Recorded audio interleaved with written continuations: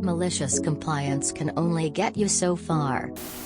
I worked at a job where we had workbenches, desks that were set up to best suit a specific kind of work duty. In a nutshell, we tested these electronic assemblies and put them together, doing some troubleshooting when necessary. Though you could be moved from desk to do different things, some people were, understandably, a bit territorial about their desk and it being the way they left it. There were some tools we had to share and take turns using because they didn't get enough for everyone to have one.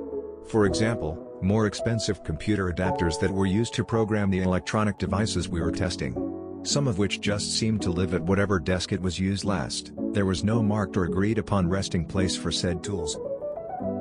The managers didn't like people visiting with one another while working, that is, making small talk or similar. However, they began enforcing that to more and more ridiculous levels. For example, I would return a tool to my coworker's desk without saying a word to him, and turn around and go back to my own desk immediately, and a manager would still chew me out. I would point out that he wasn't even in earshot of us, and if he had been, he'd have known that we didn't even say anything whatsoever.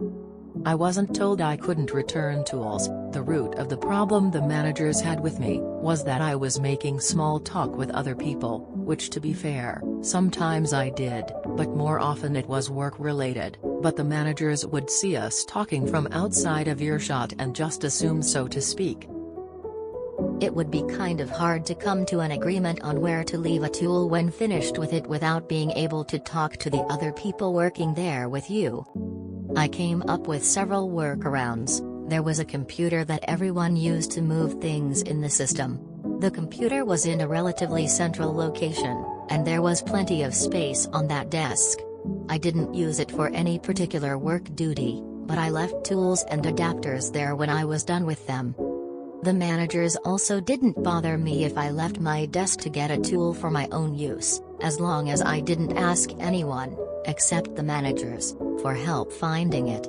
So, I figured if anyone asked me where a tool was, if I didn't have it right in front of me, I'd say ask the manager. During break, I would tell the guys who were always ranting about their tools going missing that I was leaving them at that one central desk. I also said that if anyone asked me where something was, and I didn't know where it was, that I would send them to the manager. Because the managers were the ones breathing down our necks every time we were at someone else's desks. This worked well enough for us lowly workers, at the expense of everyone always chasing the managers around for tools. Ask a manager became a bit of a catchphrase. Meanwhile, the central desk became an impromptu tool desk, but things didn't tend to stay there long enough for it to become too cluttered. Then, the managers decided they were sick of everyone chasing them around for tools. What did they do? Get enough for everyone to have their own? Implement a place to put them back when done? Of course not. They made a policy that if someone came to you asking for a tool, you couldn't fob them off to management.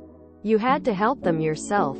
They named the policy after me as well. They must have somehow figured out it was my idea to send people to them. Or maybe I was the one doing it the most. They also banned tools from the central desk, as well as specifically banning tools from the break rooms, the time clocks and the bathrooms, unless you were fixing something in those places. They didn't announce this one officially. They just started writing people up for leaving tools there. And because you couldn't really talk to people, you couldn't warn your coworkers of the rule change. Next, I tried leaving sticky notes at the desk from where I had taken a tool, explaining where I was going with it so that if someone needed it, they could come to my desk first. Unfortunately, the managers kept removing said sticky notes every time they found one.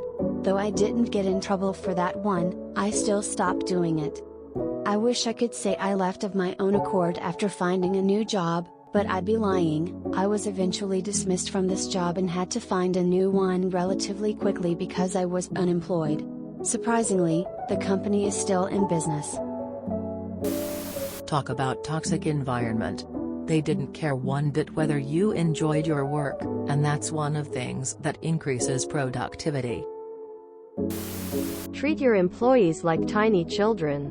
Then act surprised when they start acting like children? The manglement is strong. I don't get the upside to them providing an office if you can't communicate with one another. So you weren't allowed to talk to each other.